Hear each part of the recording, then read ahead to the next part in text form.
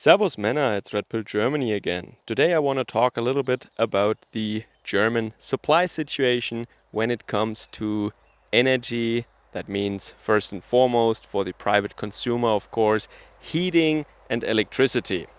So obviously, I think many of you know that we, especially in Germany here, are in a little bit of a pickle, a little bit more so than some other Western countries who also share one of the reasons for that with us, and that is, of course, the sanctions against a very, very big and generally very, how should I say, reliable supplier at a very reasonable rate. That is Russia, of course.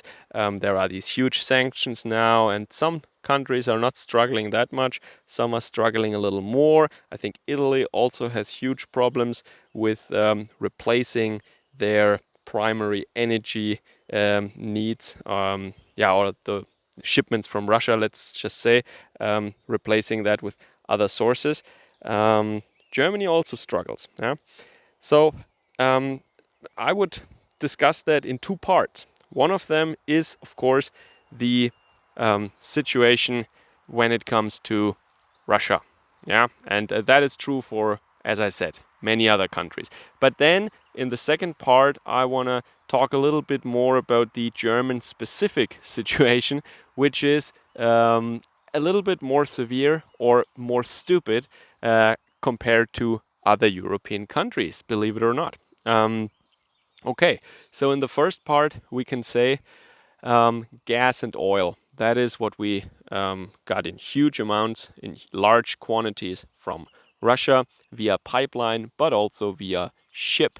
And the Americans, for example, I made videos about that in the past. They tried for a very long time to make us, how should I say, to make us reduce the amount of oil that we get from Russia. For example, I covered the conflict about the Nord Stream 2 pipeline. Now, even the Nord Stream 1 pipeline, there will be less gas will be transported to Europe, to Germany, via the Nord Stream 1 pipeline. Nord Stream 2 never really started, of course. So that's a big problem. And of course, oil also, there are sanctions now. And we are both using oil and gas for heating as well as for creating electricity. And there is a little bit of a, how should I say, a conflict here, or you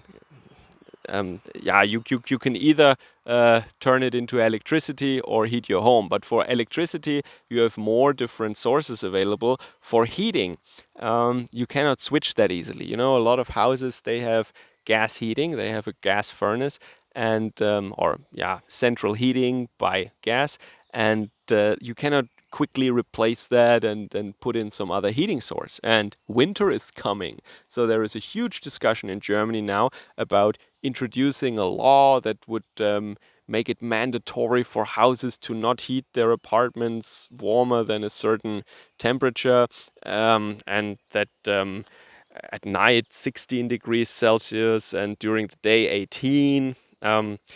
Me personally, I mean, I like a little colder apartments anyway, so I never go above 20 even in winter. Most of the time it's 18, but you have to be really careful that the air is dry, and it works in certain houses, in others it doesn't. Especially in Germany, you have to be careful with old houses with bad insulation, because you can get fungus in your apartment then, and that can damage the structure. And that is something that is not really discussed openly at the moment. So the dirty little secret is, if you try to save gas or save money by just not heating your apartment that high, and you can do that if you're young and healthy and if you get used to the cold.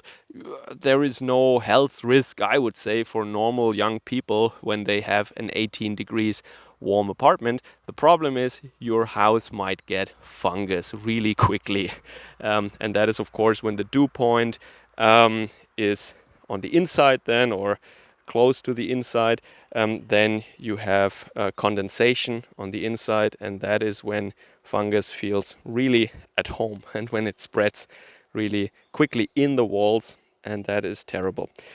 All right, so these are the problems that all many Western countries have, that imported oil and gas from Russia.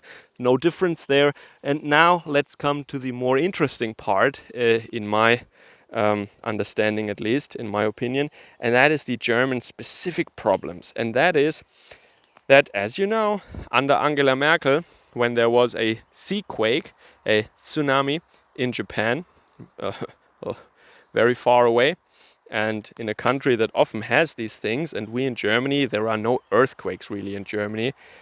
Sea quakes, I've never heard of that in Germany, and I've never experienced an earthquake in Germany ever. That doesn't mean that we don't have minor earthquakes, but because of our geological situation here, earthquakes is not something you need to worry about in Germany. There are other dangers here, okay? Imported ones. But nevertheless, Angela Merkel took that as an opportunity to take some wind out of the sails of the Green Party that heavily campaigned on that, and maybe she wanted to do that anyway, who knows. Nuclear power was stopped, not immediately, but the plans were made to get out of nuclear power really quickly, and we still have 3 operational nuclear power plants in Germany, and they should go out of service by the end of this year, I think, in December. Don't quote me on that, but soon, or this year. And now the question is, are we really that stupid that we have 3 fully operational nuclear power plants that still work? Why not just operate it a little longer? Why not just continue using them? And that is a big controversy. I don't really know what the controversy is. Just do it, because what the Green Party Minister for the Economy, Mr. Habeck, I think he's a philosopher or something, like a PhD in philosophy or something. I don't know. He's not an engineer. He's not an economist. He doesn't understand these things. He doesn't even know what a watt is, or Anyway, he probably mixes up power and energy and all these things, and he has no clue about how power is really generated, or electrical power is generated in a plant. He doesn't know that. Anyway, so what he wants to do now, as a Green Party guy, get this, he wants to replace gas with coal. Yeah, because gas must be used for heating now, and electricity must be generated by coal now, because we cannot possibly use nuclear power for a little longer. No, we have to go into coal. And our gas storage, underground big storage facilities, they are slowly filling up. They're at roughly 50% now, I think, and they have to go until 100 until the winter, so that we get over the winter if it gets cold in winter, which it probably will. And Russia is now, of course, reducing also the shipments, and we have all these sanctions. So that's going to be a problem. And this is really the problem of Germany that I see. We want to stop nuclear. We wanted to stop coal. We have no gas now, and these green energy sources, or these green electricity sources, I should say, sun and solar and wind power, they're just not doing the job. And I think I should make a dedicated or a more specialized video on that, because the question is, you can easily answer the question for solar, I think. Because it's Germany. Do you know how the weather is in Germany? And of course, there is something called night. The sun doesn't shine at night. And what they always look at is the installed power. That means how much power theoretically can be generated if the sun is without any clouds, unobstructed, shining on these solar panels in a direct, constant way, 24/7. And that is, of course, not the power you get out of these solar panels. Of course not. You have not to look at the installed power, but at the realistic power you get out of there, and that isn't just not enough. But wind power gets a little more interesting. Why that cannot work in Germany? Well, it does work, but it cannot provide those quantities that they think it can. and you would need like ridiculous numbers of these wind power plants if you wanted to cover a considerable fraction of our electricity need with wind power. And then, of course, the problem, the big elephant in the room, you can't store that stuff. There is no battery, there is no storage that is economical, that is existing on such a large industrial nationwide scale.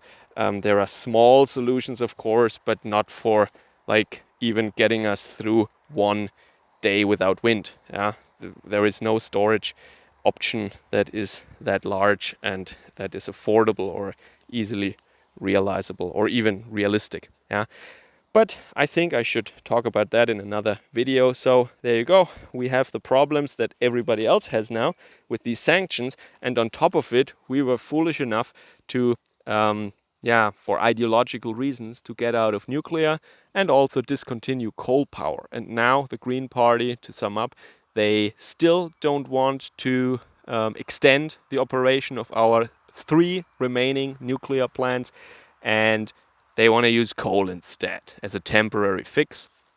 Yeah, but why is that better than nuclear when you're a person, let's say, who believes in all this man-made climate change stuff? Yeah, so it's a big mystery, and they won't give you an answer why they think coal is so great.